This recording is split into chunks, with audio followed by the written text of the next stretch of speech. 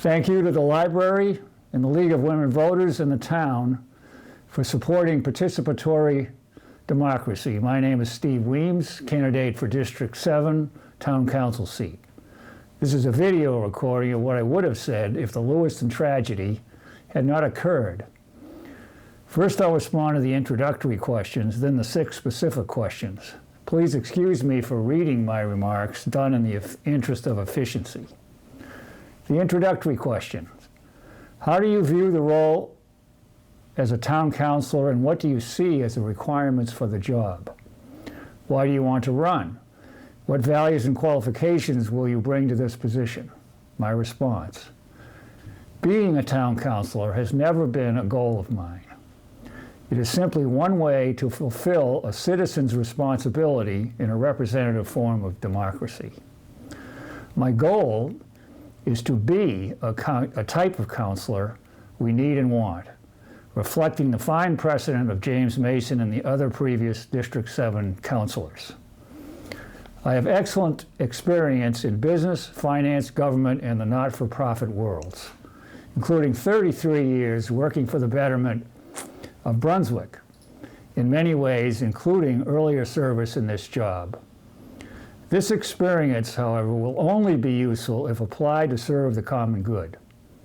Therefore, my goal is to be a counselor that is thoughtful, respectful, inquisitive, open-minded, compassionate, and kind.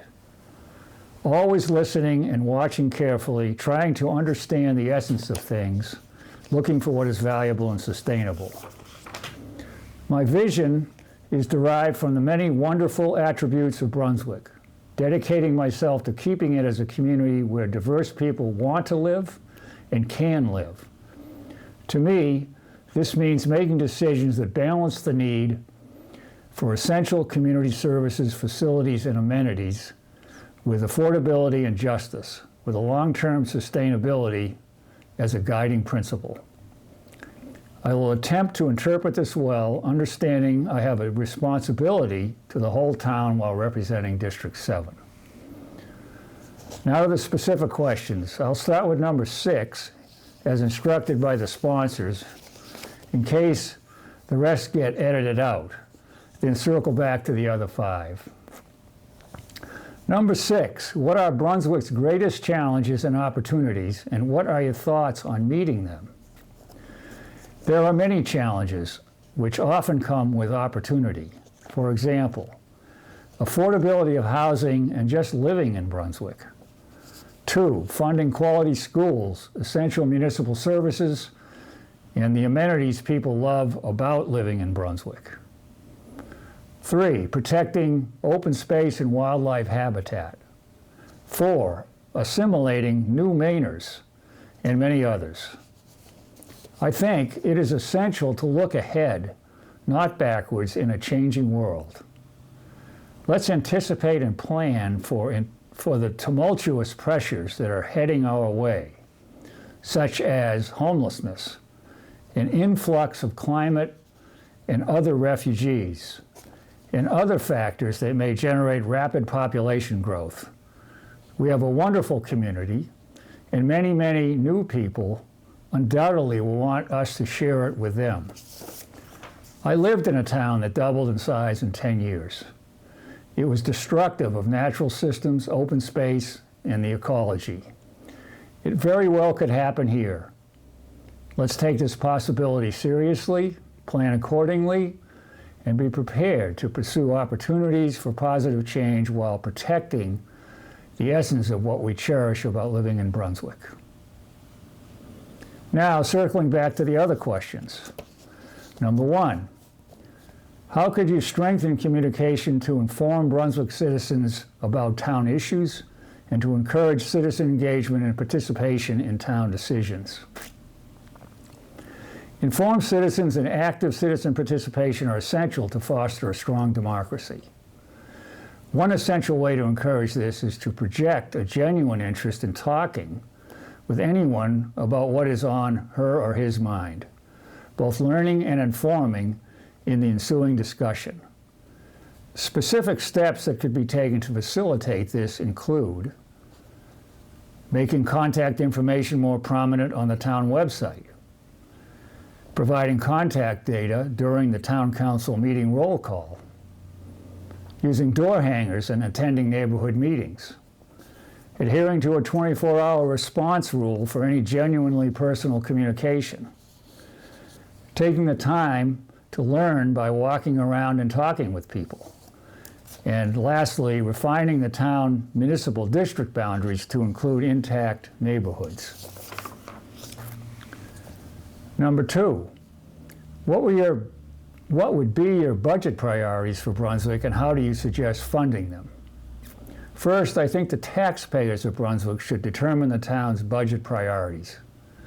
A councilor should seek to understand these and act accordingly. Yet experience tells us that issues are complex, interconnected, and different people have substantially divergent views about what is important. So we need to be careful and synthesize, trying to balance what we want with what we can afford. Some specific ideas I would like to explore include setting budget targets at the beginning of the process, using some version of zero-based budgeting where the fundamental values of large budget items are considered, striving for accuracy and fairness in property assessments, working actively for relief at the state level for certain classes of taxpayers, such as seniors, young families, and low and moderate income people who are facing property tax increases in excess of some basic amount. And lastly, considering the use of matching funding from the beneficiaries of certain projects when these beneficiaries can be identified. Number 3, tell us how you plan to address Brunswick's housing issues. What are your criteria for solutions? This is a really critical issue, one that affects people of all ages and in many circumstances. We've got to do something about it to have a diverse town.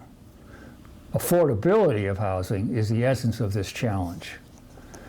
Beyond construction subsidies, which are useful, I suggest we focus on cost, how to drive down the raw construction costs of creating additional housing. Let's expand our thinking about housing options. What about these ideas? 1, zoning changes to allow more infill, duplexes, and possibly very small houses in existing residential zones.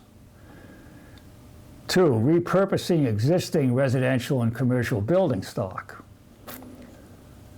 And 3, one of my favorites, expanding the accessory use definition to make it a universal option and increase the maximum size limit of an accessory unit to 1,200 or 1,500 square feet. Let's enable people to get their creative juices flowing.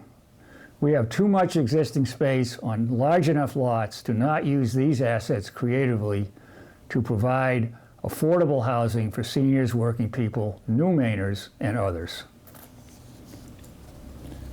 Number 4, do you believe that the town council plays a role in disaster planning and mitigating the impacts of environmental changes? If so, what actions would you like to see? If not, please explain your reasons. This is absolutely a fundamental responsibility of the town. It is a life or death issue. We have a global heating crisis caused by burning fossil fuels. Everyone, individuals, social communities, and government at all levels, has a responsibility to take constructive action, to reduce harm from this looming disaster. The town council committed itself to the cause of reversing climate disruption by a resolution adopted unanimously in December 2019. This year it appointed a climate action task force to bring forward recommendations for town action early next year. I'd like to see the town council go further by establishing a climate action mandate, which would require the town to explicitly consider the climate consequences of all their major decisions. The mandate would not translate to any particular course of action. Its purpose would be to ensure the impact on our climate is always considered and discussed openly, with the goal of sensible disaster planning and mitigation of climate disruption. And lastly, but not least, number 5, please tell us your ideas about economic development in Brunswick. Successful economic development involves working with the private sector and public sectors with integrity and consistency. Mixing sporting analogies, it is a matter of blocking and tackling every day. It is like a long-distance race where endurance, pace, and consistency are important.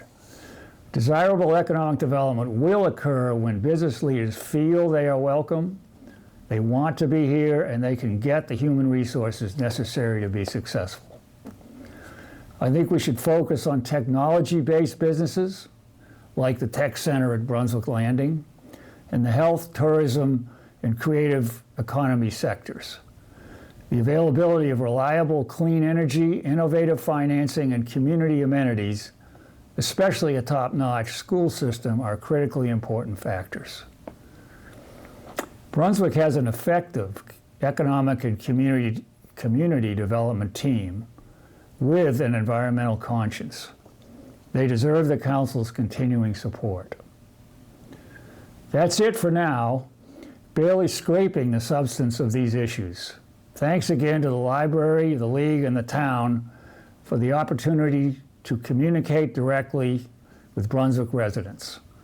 Oh, and you can reach me at slweems@gmail.com and 729-7624. Thank you, and that's it.